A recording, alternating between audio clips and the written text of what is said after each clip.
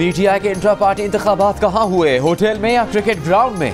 तहरीक इंसाफ को बल्ले का निशान वापस दिए जाने के खिलाफ इलेक्शन कमीशन की अपील पर समात में चीफ जस्टिस का सवाल। तहरीक इंसाफ के वकील ने जवाब दिया कि इलेक्शन पेशावर के गांव गालोगड़ी में हुए। जस्टिस मुसरत हिलाली ने पूछा, इस छोटे से गांव में इंट्रा पार्टी इंतखाबात क्यों हुए? चीफ जस्टिस ने कहा, कोई नोटिफिकेशन है कि किस जगह इंट्रा पार्टी इलेक्शन हुए? वर्कर्स को बताया गया या नहीं? सवाल तो उठेगा कि मेंबरान को कैसे पता चला कहाँ जाकर वोट डालना है। इस पर तहरीक इंसाफ के न्याजुल्लाह न्याजी ने कहा, वोटिंग हुई थी, वीडियोस चलाकर देख लें। चीफ जस्टिस ने न्याजुल्लाह न्याजी को टोक दिया, रिमार्क्स दिए कि आप आज वकील नहीं फरीक हैं। आपको कोई तमीज़ है कि सीनियर वकला की मौजूदगी में इजाज़त लेकर बात करते हैं? आपकी पार्टी के वकील मौजूद हैं, आप बैठ जाएं। दौरान समात इलेक्शन कमीशन के वकील ने बताया कि तहरीक इंसाफ को इलेक्शन करवाने के लिए इस साल का वक्त दिया। चीफ जस्टिस ने कहा, इलेक्शन कमीशन बहुत सख्ती था जब इस पार्टी की हुकूमत थी, इलेक्शन करवाने के लिए 2 साल दिए। वकील बोले, नहीं, उस वक्त भी इलेक्शन कमीशन ने पीटीआई को नोटिस किया था।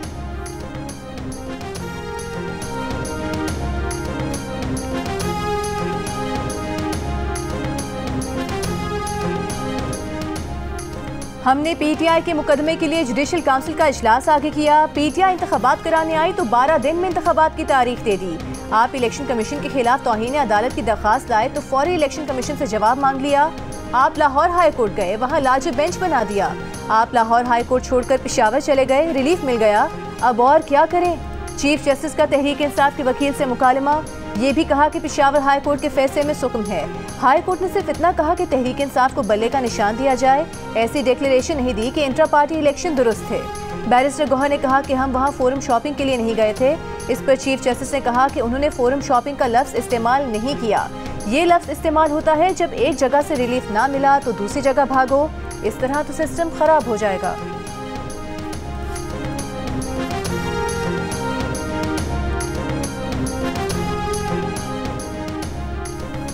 क्या सिर्फ इस बुनियाद पर तहरीक इंसाफ के पार्टी इलेक्शन का अलदम करार दे दें कि अकबर एस बाबर को इलेक्शन लड़ने का मौका नहीं मिला? चीफ जस्टिस के रिमार्क्स, कहा, पीटीआई किसी को जबरदस्ती तो इलेक्शन नहीं लड़वा सकती। तहरीक इंसाफ को बल्ले का निशान वापस मिलने के खिलाफ इलेक्शन कमीशन की अपील पर समात में कहा कि अकबर एस बाबर इतने अरसे से पीटीआई को तंग क्यों कर रहे हैं? चीफ जस्टिस ने कहा, एक चुपता हुआ सवाल पूछना चाहते हैं, अकबर एस बाबर खुद पीटीआई के खिलाफ खड़े हैं या उनके पीछे कोई खड़ा है? दौरान इस समात चीफ जस्टिस ने ये रिमार्क्स भी दिए कि इंट्रा पार्टी इंतखाबात इलेक्शन कमीशन के मेंबरान को चैलेंज करने चाहिए थे, इलेक्शन कमीशन को नहीं। तहरीक इंसाफ को इलेक्शन में बल्ले का निशान मिलेगा या नहीं, हतमी फैसला आज भी ना हो सका। सुप्रीम कोर्ट में समात कल भी होगी। आज समात के इख्तिताम पर चीफ जस्टिस ने कहा, हमारा वीकेंड बर्बाद करने का शुक्रिया।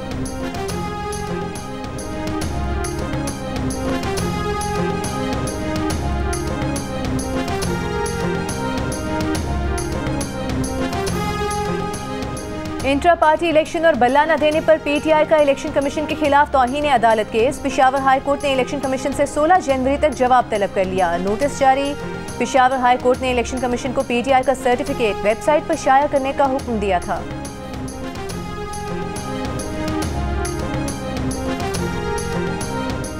चेयरमैन पीटीआई बैरिस्टर गौहर का कहना है कि उम्मीद है इंसाफ का तराजू बराबर होगा, सुप्रीम कोर्ट बल्ले का निशान बहाल करेगी, जमहूरियत डिरेल नहीं होने देगी। इलेक्शन कमीशन के पास 2 चश्मे हैं, पीटीआई को अलग देखा गया, कभी किसी पार्टी का इंतखाबी निशान इंट्रा पार्टी इलेक्शन की बिना पर नहीं लिया गया। शफाफ इंतखाबात के लिए बल्ले का निशान दिया जाना चाहिए। 850 में से 835 नशिस्तों पर उम्मीदवारों को टिकट जारी कर दिए। एक सवाल पर बैरिस्टर गौहर बोले, जस्टिस एजाजुल हसन काबिल जज थे, उनके इस तरह जाने से अफसोस हुआ।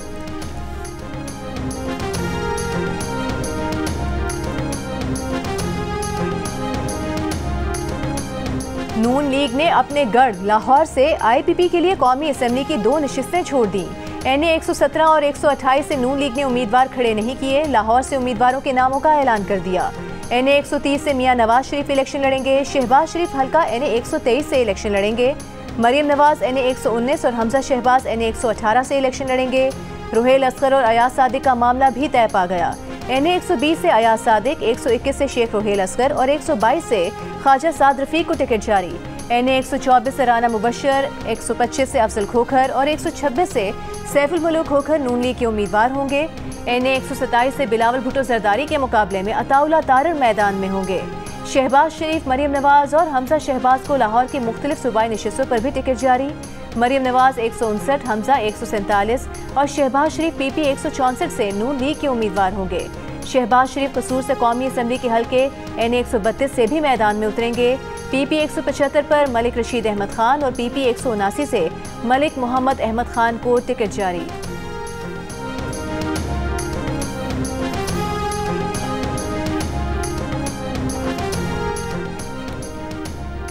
काफ लीग मुस्लिम लीग नून से सीट एडजस्टमेंट नहीं करेगी। चौधरी सालिक हुसैन का कहना है कि पार्टी क़यादत ने फैसला किया है कि दोहरे मयार का शिकार नहीं होंगे। नून लीग काफ लीग से मुकाबला करेगी तो अपने साथियों के साथ खड़े होने को तरजीह देंगे। नून लीग उनके और उनके भाई के खिलाफ गुजरात में अपने उम्मीदवार खड़े कर दे। 4 कौमी और 8 सूबाई सीट्स की बात हुई थी। काफ लीग के 2 कौमी और 2 सूबाई हल्के छोड़े गए। ऐसा नहीं हो सकता कि उन्हें और भाई शाफे हुसैन को सीट दी जाए और बाकी को नहीं।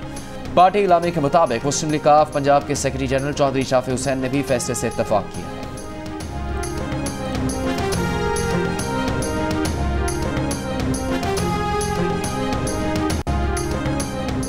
कराची के हल्के NA 242 से मुस्लिम लीग नून के सदर शहबाज शरीफ दस्तबरदार MQM पाकिस्तान के मुस्तफा कमाल के खिलाफ इलेक्शन नहीं लड़ेंगे।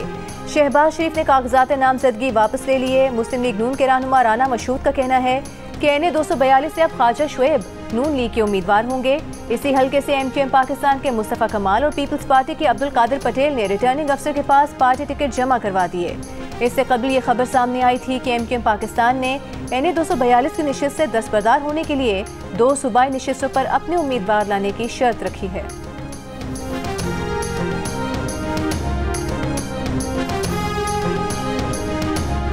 PTI ने कौमी असम्बली के लिए उम्मीदवारों का ऐलान कर दिया। NA 56 से शेख रशीद के मुकाबले में शहरयार रियाज को टिकट दिया। शेख रशीद के भतीजे शेख राशिद शफी को भी टिकट नहीं दिया। NA 47 इस्लामाबाद से शुएब शाहीन, NA 55 रावलपिंडी से राजा बशारत, NA 58 चकवाल से अयाज अमीर, NA 90 मियांवाली से उमर खान न्याजी, NA 4 सवात से मुराद सईद और NA 151 मुल्तान से शाह महमूद कुरैशी तहरीक इंसाफ के उम्मीदवार होंगे। PTI का लाहौर से कौमी असम्बली के उम्मीदवारों का ऐलान। NA 118 से आलिया हमजा, NA 122 से लतीफ़ खोसा, NA 128 से सलमान अकरम राजा और NA 130 से यास्मीन राशिद को टिकट दिया गया। NA 175 मुजफ्फरगढ़ से जमशेद दस्ती, NA 158 DG खान से जरताज गुल और NA 19 सवाबी से असद कैसर को टिकट दिया गया। NA 10 बोनेर से बैरिस्टर गौहर अली खान और NA 18 हरीपुर से उमर अयूब खान को टिकट जारी। PTI का आम इंतखाबात के लिए प्लान B सामने आ गया। बल्ले का इंतखाबी निशान ना मिला तो PTI दूसरी जमात के नाम और निशान पर इलेक्शन लड़ेगी। PTI ने अपने उम्मीदवारों को 2-2 टिकट जारी किए हैं। एक टिकट PTI का और दूसरा ब्लैंक टिकट जारी किया गया है।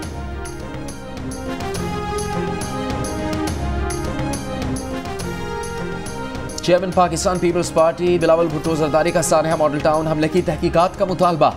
अवामी तहरीक के दफ्तर में गुफ्तगू करते हुए कहा कि नवाज शरीफ वज़ीर आज़म बने तो उनका एजेंडा होगा सियासी मुखालिफिन को बंद कर दें, इंतकामी सियासत करें, सबसे हिसाब लें। नवाज शरीफ वज़ीर आज़म बने तो वो माजी को देखते हुए आज को नुकसान पहुँचाएंगे। नून लीग और PTI नफरत की सियासत को इंतहा पर ले गए हैं। पीपल्स पार्टी की तारीख है कि वो पूरे मुल्क को साथ लेकर चलती है, एक नई सोच के साथ सियासत कर रहे हैं।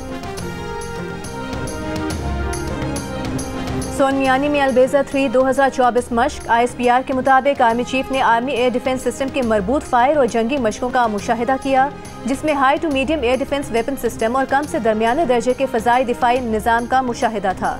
आर्मी चीफ ने कहा कि मुसल्लह अफ़वाज पाकिस्तान के खिलाफ उभरते खतरे से निपटने के लिए अपने सिस्टम्स को जदीद बना रही है। आर्मी चीफ ने अहदाफ के हुसूल में core of army air defence की ऑपरेशनल तैयारी को सराहा। अफसरान और फौजी जवानों के साथ बातचीत की। न्यूजीलैंड ने सीरीज के पहले T20 में पाकिस्तान को 46 रन से हरा दिया। कीवी टीम ने 8 विकेट पर 226 रन बनाए। अब्बास अफरीदी ने डेब्यू पर 3 विकेट्स हासिल की। ग्रीन शर्ट्स बड़े हदफ का ताकुब करने में नाकाम, 180 रन बनाकर आउट हो गई। बाबर आजम 57 और साइम अयूब 8 गेंदों पर 27 रन बनाकर रन आउट हो गए। न्यूजीलैंड ने 5 मैचेस की सीरीज में 1-0 की बढ़तरी हासिल कर ली। न्यूजीलैंड के बैटर्स की ऑकलैंड में मारधाड़, 11 छक्के 21 चौके लगाए, 20 ओवर्स में 226 रन बना दिए। कप्तान केन विलियमसन और डेरिल मिचेल ने निस्फ सेंचुरी स्कोर की। शाहीन आफरीदी के करियर में पहली बार उन्हें 1 ओवर में 24 रन पड़े। पाकिस्तान के नौजवान ओपनर साइम अयूब का ऑकलैंड में जारिहाना आगाज, 8 गेंदों पर 27 रन बनाए। अपने मखसूस अंदाज में फाइन लेग पर लंबा छक्का जड़ दिया। इनिंग्स में 3 छक्के और 2 चौके लगाए, बदकिस्मती से रन आउट हो गए।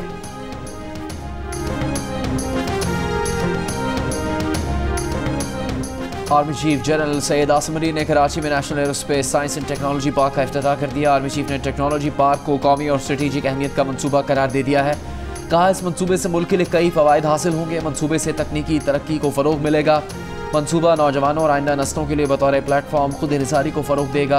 इस मौके पर air chief marshal Zaheer Ahmed Babar Sidhu ने कहा कि एरोस्पेस, साइबर और IT से मुतालिक बेहतरीन मनसूबा है।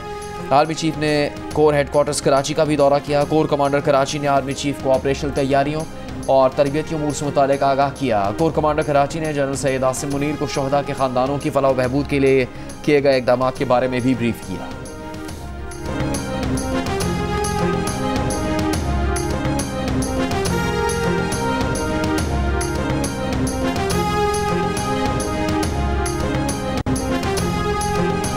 नवाज शरीफ पंजाब में मकबूलियत में सबसे आगे। गैलप पाकिस्तान के सर्वे में 60% ने नवाज शरीफ को पसंदीदा रहनुमा कहा।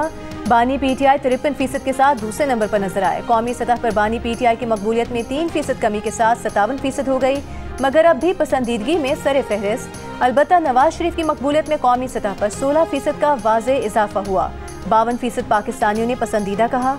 बिलावल भुट्टो जरदारी 35% के साथ कौमी सतह पर तीसरे मकबूल रहनुमा रहे, मगर पसंदीदगी में 1% कमी आई। पंजाब में सिराजुल हक 36% के साथ तीसरे मकबूल रहनुमा बनकर उभरे।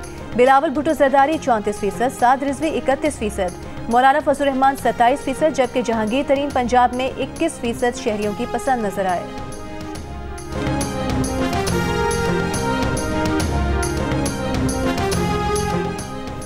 आम इंतखाबात मुलतवी करवाने के लिए सेनेट में एक और करारदाद जमा करवा दी गई। आज़ाद पार्लिमानी ग्रुप के सेनेटर हिदायतुल्लाह ने करारदाद में कहा कि सिक्योरिटी चैलेंजेस के पेश नज़र आम इंतखाबात 3 माह के लिए मुलतवी किए जाएँ। सेनेट का ऐवान इलेक्शन कमीशन और सुप्रीम कोर्ट पर जोर देता है कि वो इंतखाबात के पुरअमन इनेकाद पर हमदर्दाना गौर करें। इंतखाबी उम्मीदवारों को निशाना बनाने के वाक़यात में मुसलसल इजाफे पर गहरी तशवीश है। इससे पहले गुज़श्ता जुमे को 14 सेनेटर्स की हाज़िरी में इलेक्शन मुलतवी कराने की करारदाद मंजूर भी हो चुकी है, जिसके खिलाफ इलेक्शन बर वक्त करवाने के लिए जमात इस्लामी के सेनेटर मुश्ताक अहमद भी करारदाद जमा करवा चुके हैं।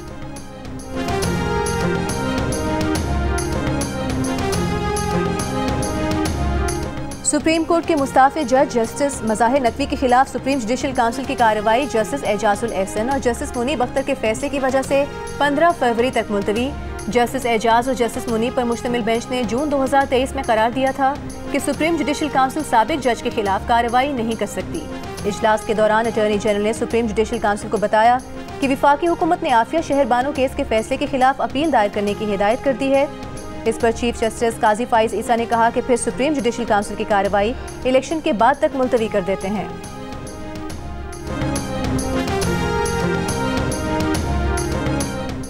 जस्टिस एजाजुल एहसन के इस्तीफे के बाद जजेस कमेटी की तश्कील तब्दील हो गई। 3 रुकनी जजेस कमेटी में जस्टिस मंसूर अली शाह शामिल हो गए। Justice Mansoor Ali Shah supreme judicial council का भी हिस्सा बन गए। इससे पहले सदर आरिफ अलवी ने सुप्रीम कोर्ट के जज जस्टिस एजाजुल एहसन का इस्तीफा मंजूर कर लिया। 2 पार्टियों के इंट्रा पार्टी इंतखाबात कबूल, 13 के मुस्तरद। इलेक्शन कमीशन ने 13 सियासी जमातों को डी लिस्ट कर दिया। इलेक्शन कमीशन ने जमीयत उलमाए पाकिस्तान के इंट्रा पार्टी इंतखाबात की तफसीलात कबूल कर ली। इंतखाबी निशान जारी कर दिया गया। इलेक्शन कमीशन के फैसले के मुताबिक डी लिस्ट की गई सियासी जमातों का रवैया गैर संजीदा था।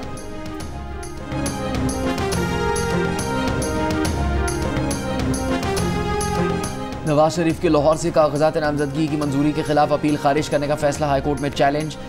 बानी PTI के लाहौर से कागजात नामजदगी मुस्तरद करने का इकदाम भी हाईकोर्ट में चैलेंज। शाह महमूद कुरैशी के कागजात नामजदगी मुस्तरद होने के खिलाफ दरखास्तों पर समाअत मुकम्मल, फैसला महफूज। शाह महमूद कुरैशी के NA 150, 151 और PP 218 से कागजात नामजदगी मुस्तरद किए गए हैं। परवेज़ इलाही और दीगर के कागजात नामजदगी मुस्तरद करने के खिलाफ दरखास्तों पर समाअत कल तक मुलतवी। आम इंतखाबात 2024 के लिए कागजात नामजदगी वापस लेने का वक्त रात 9 बजे ख़त्म हो गया।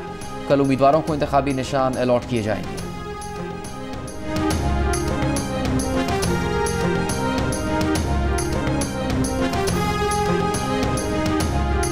पहले हमने पूरे रूल्स एंड रेगुलेशन सीखे, रूट पे कैसे चलना है, कौन सी लाइन पे हमें लेके जाना है। उसके बाद हमने है ना ट्रैफिक सिग्नल्स वगैरह के हवाले से सीखा। मैं अपनी फैमिली को सपोर्ट करना चाहती हूँ। एज अ डिपेंडेंट वुमेन मैं नहीं रहना चाहती, खुद पे डिपेंडेंट होना चाहती हूँ। यहाँ आके बहुत कुछ सीखने को मिला और बहुत अच्छा लगा और बहुत एक्सपीरियंस आ गया। दौरान सफ़र ख़वातीन में तहफ़्फ़ुज़ और सहूलत का एहसास उजागर करने के लिए कराची में पीपल्स बस सर्विस मंसूबे के तहत ख़वातीन ड्राइवर्स की तरबियत जारी। ख़वातीन को डीजल और इलेक्ट्रिक बसेस चलाने की ट्रेनिंग दी जा रही है।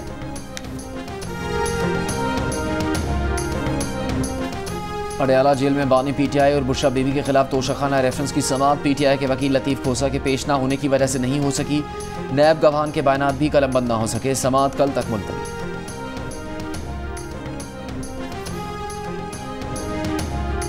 बानी पीटीआई और शाह महमूद कुरैशी के खिलाफ साइफर केस में 5 गवाह दोबारा तलब। अडयाला जेल में समाअत। वकलाए सफाई ने इस्लामाबाद हाई कोर्ट के फैसले की कॉपी पेश कर दी। मजीद समाअत पीर तक मुलतवी।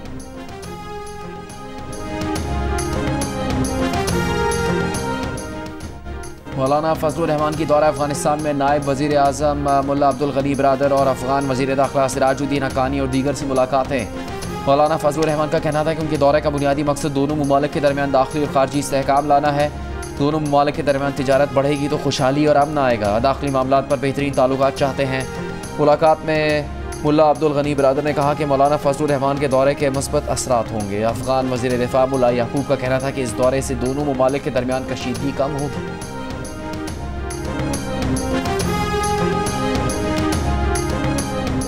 निगरान वज़ीर इत्तलात बलोचिस्तान जान अचकज़ई की शोहदाए बलोचिस्तान फोरम के धरने में बैठे लवाहिकीन से मुलाकात।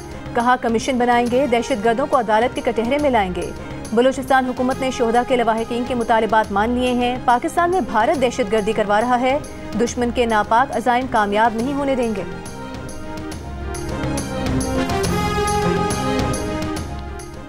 अमीर जमात इस्लामी सिराजुल हक ने कहा कि आजमाई हुई जमातों को 100 साल भी मिल जाए तो पाकिस्तान के हालात बेहतर होने के बजाय मजीद बदतर होंगे। सवाबी में इंतखाबी जलसे से खिताब में कहा कि वोट के जरिए करप्ट अफराद का रास्ता रोके।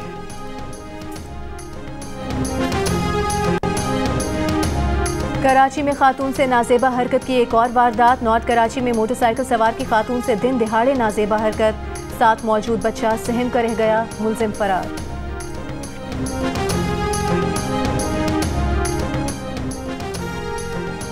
10 साल सीडीए दफ्तर के चक्कर काटने वाले शहरी को प्लॉट का कब्जा नहीं मिला। अदालती अहकामात के बावजूद दादरसी न हुई। इस्लामाबाद हाई कोर्ट ने चेयरमैन सीडीए अनवारुल हक को तौहीन अदालत का शो कॉज नोटिस जारी कर दिया। डायरेक्टर स्टेट ताबिंदा सादिक और मेंबर स्टेट तारिक सलाम को भी नोटिस 25 जनवरी को ज़ाती हैसियत में तलब कर लिया गया।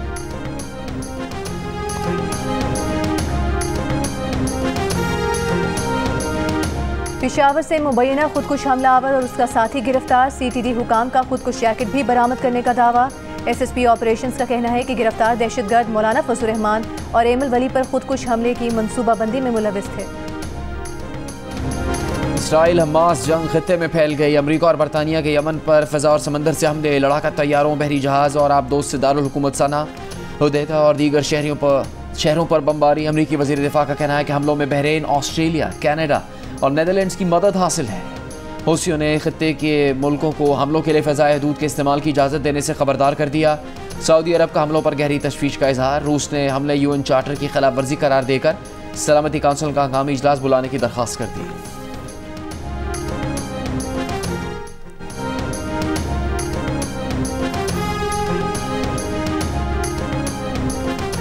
गजा के इलाके रफा में रिहायशी इमारत पर इसराइली हमले में बच्चों समेत 9 फ़लस्तीनी शहीद। इमारत में पनाह गुज़ीन मुकीम थे। इसराइल की बस्ती गजा में एम्बुलेंस को निशाना बनाने की तरदीद। हमले में तिब्बी अमले के 4 अरकान शहीद हुए।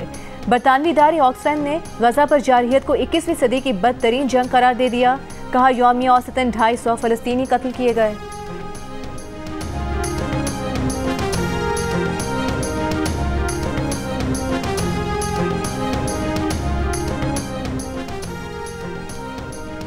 आलमी अदालत इंसाफ में इसराइल के खिलाफ फ़लस्तीनियों की नस्लकुशी के मुकदमे की दूसरे दिन भी समाअत। अपने दिफा में इसराइल के दलाइल गजा में फ़लस्तीनियों की हलाकतों का जिम्मेदार हमास को करार दे दिया। कहा इसराइल ने अपना हक दिफा इस्तेमाल किया। हमास अस्पतालों और दीगर शहरी मकामात को इस्तेमाल कर रहा है। फ़लस्तीनियों के खिलाफ कार्रवाइयाँ आलमी कानून के मुताबिक हैं। नस्लकुशी नहीं की जा रही। जनूबी अफ्रीका मुकम्मल कहानी नहीं सुना रहा। इसराइल हमास के साथ कोई समझौता नहीं करेगा। इसराइल ने जनूबी अफ्रीका की दरख्वास्त रद्द करने के मुतालबे के साथ आलमी अदालत इंसाफ के दायरे इख्तियार पर भी सवाल उठा दिए। आलमी अदालत इंसाफ के बाहर फ़लस्तीन पर इसराइली मज़ालिम के खिलाफ एहतजाज। मज़लूम फ़लस्तीनियों से इज़हार यकजहती। फ़लस्तीन की आज़ादी के हक़ में नारे। ट्रंप ने कमरे अदालत को इंतखाबी दंगल में तब्दील कर दिया। जज ने प्रोसिक्यूटर से झगड़ने से रोका तो ट्रंप ने जज को भी डांट पिला दी। साबिक सदर ने जज को कहा कि तुम्हारा भी अपना एक एजेंडा है, तुम 1 मिनट से ज्यादा सुन नहीं सकते। जज ने ट्रंप के वकील से कहा कि अपने मौकिल को काबू में रखो। पेशी के बाद प्रेस कॉन्फ्रेंस में ट्रंप ने दावा किया कि वो बेगुनाह हैं, किसी को धोखा नहीं दिया। ट्रंप को धोखाधड़ी के मुकदमे में $370 मिलियन जुर्माने का सामना है। 31 जनवरी तक हतमी फैसले का इम्कान।